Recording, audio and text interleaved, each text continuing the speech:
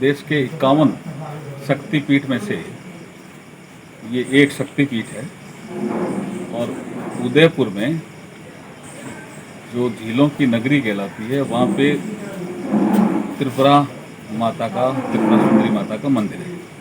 मैं राजस्थान से आता हूँ। मेरे यहाँ भी उदयपुर संभाग में जो बांसवाड़ा जिला है, वहाँ भी जो झील है उनके किनारे त्रिपुरा सुंदरी माता का ही मंदिर है।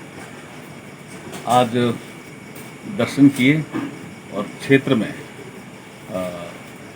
प्रॉस्पेरिटी बढ़े, सुख शांति रहे, इसकी कामना की माँ से।